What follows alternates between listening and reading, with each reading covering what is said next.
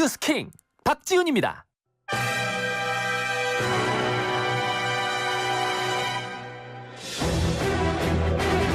킹스맨과 함께 주요 이슈 풀어드립니다. 천하람 변호사, 박석원 YTN 앵커 함께합니다. 안녕하세요. 안녕하십니까? 네, 안녕하세요. 예, 천하람 변호사는 언제 잡니까? 기차 안에서 잡니다. 야, 어제 막 차 정말 타고 대단한 순천에 것 올라왔어요. 같아요. 죽으신 것 같아요. 예, 순천, 서울, 뭐 온 전국을 왔다 갔다 합니다. 예, 뭐 제가 선택한 삶이니까요. 어떡하겠습니까? 이 질문 좀 그런데 순천의 선택에 좀 후회는 없습니까? 약간 좀 북쪽으로 선택하셨으면 교통이 좀 편했을 건데. 네, 그래도 다행인 게 순천이 이제 그 지난번에 여수 엑스포 하면서 KTX가 있어가지고요. 그렇죠. 그 전이었으면 진짜 못 다녔을 거야. 아, 네. 정말 하루에도 정말 전국이 일일 생활권 이런 얘기하기 좀 그렇지만 하루에도 순천을 2번씩 왔다 갔다 하는 들은 적도 있거든요. 서울 순천, 서울 순천. 그렇죠. 그래서 네. 그 사실은 제가 이 뭐 약간 또 정치인스러운 얘기 한번 하자면은 네. 저희 전라선이 그러니까 전라선이 이제 서울에서 여수 가는 전라선인데 거기가 익산부터는 고속화가 안 돼 있습니다. 그렇죠. 그래서 이게 좀 전라선이 생긴 지가 언젠데 이거 뭐 고속화 좀 저를 위해서라도 좀 해줬으면 좋겠습니다. 거기에 이성현 정부 빠르면 화이팅. 예. 거기에 좀 고속화가 되면 더 빨리 갈 수 있다. 그렇죠. 다들 맞습니다. 뭐 청취자 여러분 아시겠지만 순천 지역에 지금 국민의힘 당협위원장을 하고 있어서 제가 질문을 드렸습니다. 네. 자, 좀 얘기 나누기 전에 북한 얘기를 좀 해야 될 것 같습니다. 예. 오전 6시인가요? 지금 동해상으로 미사일 예. 아직 탄도 미사일 정도 미상인 것 같은데 그렇죠. 3발이 발사가 됐다고 하네요. 네, 합동참모본부가 네. 오늘 새벽 밝힌 건데요. 북한이 동해상으로 미상의 탄도미사일 잇따라 발사했습니다. 오전 6시 37분 그리고 6시 42분에 포착이 됐고 평양 순안 일대에서 발사가 됐습니다. 아직 뭐 재원이나 뭐 고도 이런 것들은 분석 중인 것으로 알려졌고요. 이미 그 한미 정상회담 기간의 도발 가능성에 대해서 우려는 나왔었는데 네. 바이든 대통령이 아시아 순방 마치고 귀국길에 올라서 워싱턴에 도착하기 전에 도발 감행한 겁니다. 그 핵미사일 능력 과시와 더불어서 한미가 확장 억지력 강화, 뭐 연합훈련 확대 등 강력한 대북 경고음 낸 데 대한 반발 성격이 강하다 이런 분석도 있고요.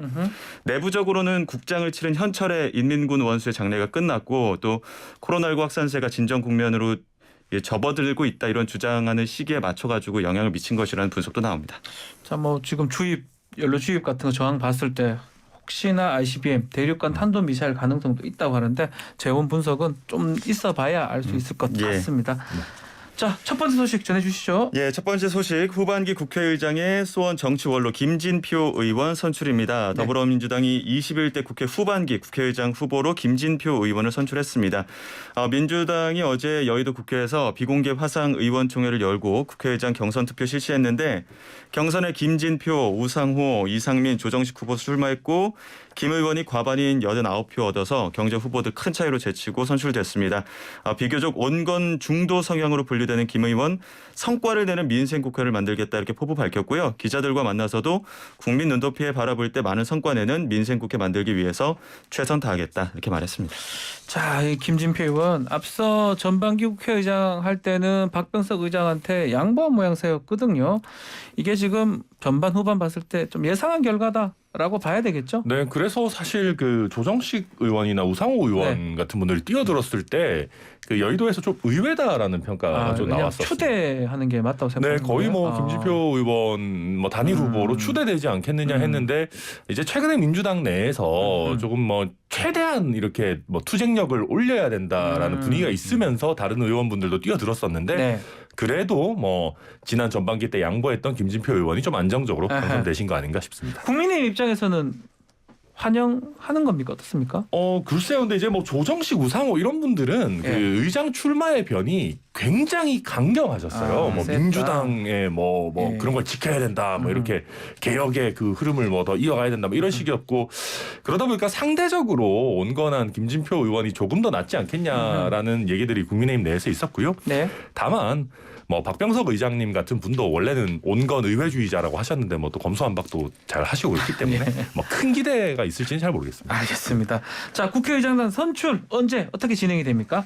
네, 국회의장 선출은 지금 박병수 국회의장 임기가 29일 다음 주 월요일에 끝납니다. 그 전에 본회의 열어서 예. 여야 의원 투표로 최종 선출해야 되는데 다만 지금 현재 국민의힘과 의장단 선출을 위한 본회의 일정 조율이 되지 않고 있습니다. 예. 이에 대해서 민주당 박홍근 원내대표는 국민의힘이 발목 잡기만 하고 있다. 실무국회 만들고 있다. 새 의장 선출 없이 임기 끝나면 상임위 구성, 법안 심사, 예산안 처리, 향후 국회 논의와 의사결정 일시 멈추게 된다. 이렇게 강조하고 있고요. 이에 대해서 국민의힘은 의장단 선출 문제는 법사위원장, 이 법사위원장 등 후반기 원구성과 함께 논의해야 한다는 입장입니다. 특히 이 법사위원장 자리를 놓고 여야의 대립이 길어지고 있는데 원구성 협상에 진척이 없는 상황이라 후반기 국회 출범 전에 의장단을 선출할 수 있을지 장담하기 어려운 상황입니다. 자, 임기는 29일입니다. 박병석 의장. 이게 본회의에서 의장단 선출 포결이 이루어져야 되는데 결국 내관은 법사위원장 같습니다. 네, 그렇습니다. 민주당 법사위원장 사수하겠다는 의지가 강한 것 같아요. 뭐 민주당이 네. 이제 우리 국회에 좋은 관례들을 좀 많이 무시한다. 저희 무시한다? 국민의힘 입장에서는 네. 이렇게 네. 보고 있습니다. 사실 전반기 때도 법사위원장은 야당이 맡는 관례가 있었기 때문에 국민의힘이 맡아야 되는 것 아니냐라는 논의가 굉장히 많았고 실제 그 과정에서 원구성 협상이 굉장히 이렇게 난항을 겪기도 했었습니다. 그러다가 이제 지난 전반기에 후반기에는 그러면 국민의힘이 법사위원장을 맡도록 네. 하자라고 이제 합의가 됐었는데 여기에 대해서 이제 민주당이 본인들이 여당일 때는 야당이 법사위원장이 맡는 관례를 무시하다가 본인들께서 야당이 되시고 나니까 이제 갑자기 또 법사위원장 야당이 맡아야 된다고 하시고 계시는 거라서 저희가 봤을 때는 이것은 어떤 국회 서로 간의 어떤 견제 장치라는 좋은 관례를 좀 살려주셨으면 좋겠다라는 좀 생각이 강하고 좀 기존의 합의 내용을 좀 지켰으면 좋겠다라는 생각인데 네. 아마도 뭐 민주당이 뭐 의석수가 과반이 넘어가다 보니까 밀어붙이기 식으로 가면 사실 또 국민의힘으로서는 할 수 있는 방법은 많지 않아서 또 이게 여야 대립에 뭐 한 내관이 될 걸로 이렇게 보입니다. 일단 뭐 제가 민주당 입장을 조금 말씀을 드리면 여기 민주당 입장을 대변할 사람이 네. 없으니까요. 네. 이 검수완박, 이른바 검수완박 법안을 처리하는 과정에서 권선우 원내대표의 그 합의 파기 이것이 좀 컸던 게 아니냐. 우리도 합의시킬 의무는 없다. 이렇게 얘기합니다. 네. 그냥 대변을 하는 거고요. 근데 일단은 이 법사위 이거 위원장 만약에 하려면 야당하고 카드 같은 거 왔다 갔다 해야 되는 게 있어야 되는 거 아닐까요? 국민의힘한테 뭘 줘야 될 거 아니에요. 뭐 국민의힘이 뭐 예컨대 민주당을 주든지. 네, 뭐 민주당은 국민의힘한테 뭘 줄 생각은 딱히 없어 보이고요. 뭐 그렇다고 의장을 주진 않지 않겠습니까? 예전에 뭐또 이제 다수당이니까. 네, 예전에 이제 법사위원장과 의장을 트레이드했던 사례가 한 번 있었습니다. 있었어요. 그러니까 이제 야당이 네. 법사위원장을 맡지 않고 대신에 의장을 가져가는 그런 예. 트레이드가 예전에 한 번 있었는데 뭐 그걸 할 리는 없는 거니까 이미 김진표 의원을 선출하기로 했고 그래서 현재로서는 과연 뭐가 가능할까 좀 카드가 잘 보이진 않는 그런 없다. 상황입니다. 알겠습니다. 자, 두 번째 소식 빨리 전해주시죠. 네, 법무부가 새 정부 출범 후 첫 조직 개편으로 공직자 인사검증을 담당하는 인사정보관리단 신설한다고 밝혔습니다. 법무부 장관 직속으로 설치되는 인사정보관리단 단장 포함해서 최대 4명의 검사, 수사관 등 20명으로 구성될 예정입니다. 앞서 윤 대통령 대선 후보 시절에도 청와대 민정수석실 폐지하겠다고 공약했고 취임 후 바로 폐지했습니다. 네. 법무부는 한 장관 취임 일주일 만에 후속 법령 정비 작업에 착수했고 개정안의 입법 예고 기간은 오늘까지입니다. 개정안은 법률이 아닌 법무부령이기 때문에 국무회의만 통과하면 바로 시행될 수 있습니다. 야, 입법 예고 기간이 뭐 이틀이에요, 이틀. 네.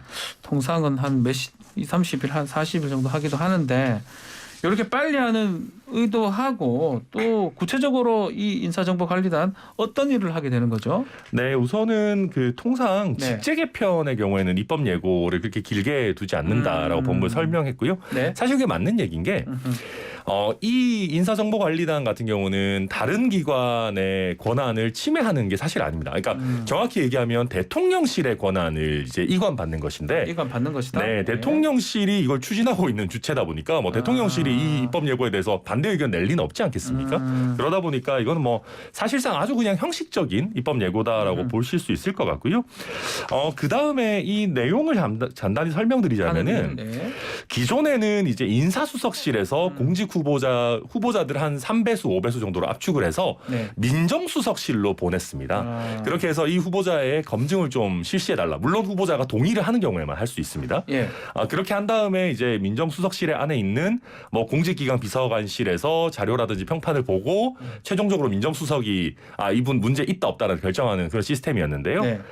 지금 이 윤석열 정부에서 하겠다라는 안은 기존의 민정수석실이 하던 업무를 이 인사정보관리단에 넘기겠다. 그래서 인사정보관리단에서 후보자의 동의를 받아서 이 후보자의 검증 업무를 하도록 하겠다라는 내용입니다.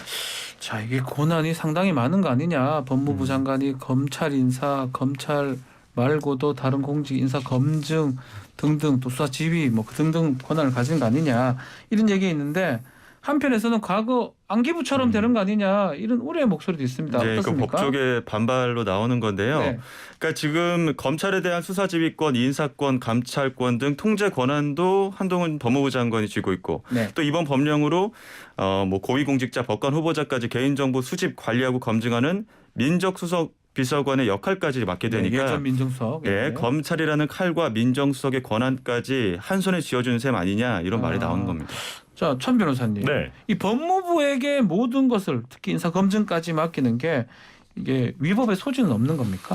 네, 일각에서는 법무부의 업무에 이게 포함될 수 있느냐 하는 논의도 일부 있습니다. 네네네. 뭐 예컨대 뭐 법무부가 이제 이런 실제로 정부조직법에 이게 뭐 명시되어 있는 업무는 아니니까요. 예. 그런데 이제 정부조직법을 보면 기타 법무에 관한 사항이라고 하는 좀 포괄적인 규정을 두고 있습니다. 법무부의 업무 영역에 대해서. 네. 그래서 이런 직제와 관련된 부분에 대해서는 좀 뭐랄까요, 행정부의 재량이 좀 폭넓게 인정되는 영역이기는 하기 때문에 이게 뭐 법 위반이다 이렇게까지 얘기하기는 어려울 것 같아요. 여기에 대해서 제가 조금만 설명을 해드리면 네. 뭐 이게 제 개인적인 의견입니다만은 네. 인사 공직 후보자를 정하는 인사수석과 민정수석이 뭐 기존에는 부서는 다르지만 대통령실 내에 같이 있었습니다. 네. 근데 후보자를 정하는 업무와 후보자를 검증하는 업무가 아무래도 이제 바로 옆에 있는 부서에서 이루어지다 보니까 이게 과연 좀 제대로 되는 거냐 아니면 사실은 꼭 임명하고 싶은 사람에 대해서는 검증이 좀 소홀한 거 아니냐라는 비판들이 있어 왔습니다. 그리고 또 민정수석 같은 경우는 그러니까 대통령이 바뀌면 이 조직은 완전히 싹 바뀌는 그런 조직이잖아요. 그래서 이거를 좀 전문성을 정권이 바뀌더라도 유지해 나가는 방안이 있어야 되겠다라는 기존부터 논의가 좀 있었고요. 예. 그래서 이거를 법무부로 빼자라고 해서 이제 기존의 공약으로 나온 건데 네. 이게 뭐 한동훈 장관을 염두에 두다 보니까 민주당에서는 또 소통령의 권한을 강화하는 거 아니냐 뭐 그런 이렇게 얘기를 하고 있어요. 하고 지금. 계시는데 저는 반대로 이렇게 한번 생각해 보면 좋을 것 같아요. 이거를 청와대에 있는 업무를 밖으로 빼는 것 자체는 전 좋다고 생각하거든요. 그러니까 거기에 동의를 한다면 어디로 보낼까 과연? 뭐 보낼 수 있는 데가 대충 이렇습니다. 경찰, 검찰, 국정원, 법무부 정도인 것 같은데 제 네. 생각에는 뭐 네. 국세청에 주진 않을 거니까. 국세청이 좀 네. 근데 국정원은 국내 정치를 하면 안 되는 것이고요. 경찰 같은 경우는 요즘 검경 수사권 조정 이후에 경찰 권력이 지나치게 비대화되는 거 아니냐라는 논의가 있고 검찰에 줘도 이거 문제가 좀 있다라고 할 거기 때문에 그나마 표현이 좀 그렇습니다만은 가장 문민화되어 있다라고 할 수 있는 법무부에 준 것이고 현재 그런 어떤 소통령이나 법무부 권한의 비대화를 염두에 둬서 이 인사정보관리단을 새롭게 신설하면서 그 단장은 네. 좀 외부 인사에게 맡기는 게 좋지 않겠느냐 하는 논의도 나오고 있습니다. 자, 개정령 안대로라면 막 9월 5일 퇴임하는 김재형 대법관 후임의 그 후보자 인사부터 이제 모든 검증을 법무부에서 막 하는 게 아닌가 생각이 드는데 민주당 지금 말한 것처럼 거세게 반발을 하고 있어요. 예, 그렇습니다. 예. 뭐 정말 소통령, 진짜 소통령이다 뭐 이런 비판이 이어가고 있는데 김남국 민주당 선대위 대변인 논평을 통해서 측근 검사들로 대통령실, 법무부, 대검에 이르는 노골적인 검찰 수직 계열을 구축한 데 이어서 법무부 장관에게 인사검증, 인사정보 수집 권한까지 몰아줬다. 뭐 검찰 공화국을 향한 계획이 노골적으로 진행되고 있다 이렇게 비판하기도 했고요. 네. 민주당 법사위 간사인 박주민 의원도 페이스북 통해서 도대체 무슨 권한이 있어서 법무부가 모든 부처의 상급기관 역할을 하겠다는 거냐. 뭐 공직자들에 대한 정보를 쥐고 다시 검찰의 권한을 키우려는 어두운 속내가 아닌지 의심스럽다 이렇게 지적을 하고 있습니다. 자, 이 민주당 입장에서 우려했던 뭐 일이 벌어진 셈인데, 자, 이 질문도 한번 드려야 될 것 같아요. 앞으로 있을 지금 정호영 후보자 후임자라고 해야 되나요? 네. 낙마했던 두 장관 후보자, 요것도 이제 이 법무부 장관이 이제 해야 되는 상황이거든요. 법을 네. 개정령을 바꾸니까. 그러면 후보가 낙마했을 때 그 책임도 져야 되겠네요. 네, 맞습니다. 물론 이제 현재 안은 그 인사정보관리단에서 1차 검증을 하고 네. 대통령실에 있는 공직기관 비서관실에서 그래도 2차 검증을 하겠다라는 입장이긴 한데요. 어쨌거나 이 인사정보관리단이 1차 검증을 하기 때문에 네. 그 책임을 져야 되는 것이고요. 다만 그 청취자분들께 조금 미리 말씀을 드리자면 그 법무부에서 모든 공직 후보자의 풀을 관리하거나 그 사람들을 미리미리 검증하는 구조는 아닙니다. 아, 거기 아니에요? 네, 그것은 아니고요. 네. 청와대 인사기획관이 공직 후보자를 압축해서 3에서 5배수로 주면 주면 네, 그분들에 대해서 검증 업무만 하도록 하고 있거든요. 왜냐하면 실제로 이 후보자들의 개인정보 동의서가 나오기 전에는 이분들의 뭐 수사 기록이라든지 납세 내역이라든지 뭐 범죄 경력이라든지 이런 걸 볼 수 있는 방법은 없어요. 그래서 뭐 예를 들면 여기서 뭐 모든 후보자 풀을 관리해서 뭐 미리미리 뭐 엄청난 정보를 관리하고 이런 구조는 아니다라는 거를 말씀드리고 싶습니다. 알겠습니다. 자, 오늘 킹스맨 여기서 마무리를 하겠습니다. 천하람 변호사, 박석원 YTN 앵커 감사합니다. 감사합니다. 감사합니다.